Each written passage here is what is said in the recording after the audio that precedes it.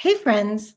Welcome back to the Divorce Clarity Studio on WGSN-DB, Going Solo Network Radio, Podcasts, and TV. I'm your host, Lisa Lisser, CEO and founder of LZL Coaching, a boutique coaching firm focused on divorce, relationships, and life transitions. On the Divorce Clarity Studio, our goal is to offer clear information, grounded education, and soul-centered guidance to help you understand the divorce process from start to finish. We share learning that helps you separate the emotions of divorce from the business of divorce, and we help you get clarity. Ultimately, the Divorce Clarity Studio is here to help you feel less alone, more informed, and more aligned with your values. Today, we're going to be talking about soul. So, what does that really mean? What are we when we're talking about our souls? So, I want to share something. Dean Steinsaltz writes in The 12 Petaled Rose, each and every human being has a specific task to perform in the world, a task that no one else can accomplish. Only he or she or they can do it in their certain way in the singular composite of matter. Each of us has a specific task. Have you ever really considered that idea? That you were put on this earth with a specific task to perform? That's big. What would that mean to you? How can we understand that in the context of divorce? Divorce can feel like failure. Did I fail at my specific task? But maybe, just maybe, that loss can be the spark that ignites our souls. I've explored that idea many times, and I ask myself, why am I here? What's my job in this world? What was I sent here to do? It's big, it's philosophical. And I really wonder about my one task because I think there's more than one. I think that our task is actually to live the journey of this life. It gives me purpose to seek my purpose. So, what is it that I am specifically meant to do? How can I live in a way that allows me to continually search for my task? And is it about my role or my soul? And sometimes that's really scary. And I'm afraid. Am I actually doing what I need to do to activate my purpose? Am I ready? Or what do I need to do to prepare? And what I share with my clients and with all of you is that to prepare is to take just one step forward, one small step. And the thing is, the disruption of divorce rattles us. It shakes us up and raises up all of our insecurities. I'm not good enough. I'm not worthy of love or financial security or freedom. Maybe I did everything wrong. But chances are you didn't do everything wrong. And chances are that you didn't do everything right either. None of us do. No one is perfect. Perfection is simply not a human trait. And we forget that, especially when we're people pleasers. Life is about learning, not perfection. And the person we need to please might just be ourselves. So back to the disruption of divorce. Maybe my purpose was to be in that particular marriage at that particular time with that particular person, but only for a moment short of forever. Now, that doesn't really help when you're feeling heartbreak, and it doesn't help when we ask why. But it also shakes us up because sometimes we fuse our role with our soul. And that's what I want to talk about today. Who am I when I've lost the thing, the role that I always thought defined me? So I thought I'd share my story. There came a moment in my life when everything I called stability fell apart.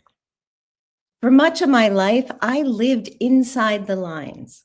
I built a life around the roles I was taught to believe were the ones I was supposed to be. First came perfect daughter and perfect sister, then friend, then I was a theater major, and then I went into retail. But then I became a lawyer and then a wife. But when parenthood came into the picture, and I tried to blend my mom role with my big law role, with my wife role, it just didn't work. I felt so disconnected and I couldn't do it. It felt like each of my roles needed to live in a separate space and I couldn't blend them. And that's when I retired from law at age 31. 16 years later, when the disruption of divorce took over my life, the unraveling of my identity, the identity I had spent years crafting and maintaining, left me tied up in knots. And yet, what felt like collapse became an unexpected invitation. And I began to ask a different question. So, not only how do I fix everything, but instead, who am I when the roles fall away? What is underneath everything I'm supposed to be? And who am I? And that question changed my life. For all of us, from a very young age, we are inevitably asked the question, what do you want to be when you grow up? Over and over, we hear that mantra until it becomes an internal touch point of our life journey. What do I want to be? But the deeper question, the one we struggle with as we grow, is who am I? And when I was forced to face that question in real life after my divorce, I decided to return to my center. It wasn't that I was a lawyer, so I had to be a lawyer. It was, I'm a lifelong learner. I need to go back and learn more to figure out who I am. So I went back to school, literally. I sought learning that could engage not only my head, but my heart. And I rebuilt with intention to eventually create a divorce coaching practice so that I could help others navigate these major life transitions with clarity and courage. And it wasn't easy. It took time. I went in lots of different directions. And I'm still taking time. I'm not finished because growing up isn't an endpoint. It's a process. And even in that process, you have moments that you feel blocked, you feel stuck. And you can stay in that blocked space for a while. I like to call that the pause and reframe. So if you're feeling stuck right now, think of it as a moment to stop before you go. It's time to be still and then get going. And when I work with my clients, when I speak to you, I want you to take that moment of pause to reframe and focus on the values. What are the values that underlie your life? Who are you in the values that you live with? Now, it's a big question, but it feels like it should be easy. But it's not easy. It's a journey question. So let me ask you, take a moment. Who are you when you're at your best? When you're in the zone? When you feel like everything is going in the right direction? Who are you? Maybe you're focused and committed. Maybe you value kindness and respect. Maybe the things you want to model for your children are values and not tactics. And I say tactics because often we look at actions as a means to an end. I do this and I get that. In divorce, it might look like I hire that shark attorney and I get the best result for me. But that's a tough one because I ask my clients, I ask you, what are you trying to achieve in this process? And I recently had a conversation about this with a client who found herself questioning her marriage after 18 years. So 18 years is a long time. But in the legal world and a technical standpoint, it is 20 years in marriage that gets you open durational alimony, what we used to call permanent alimony. It's 20 years. So what does it mean that now at 18 years, she's struggling?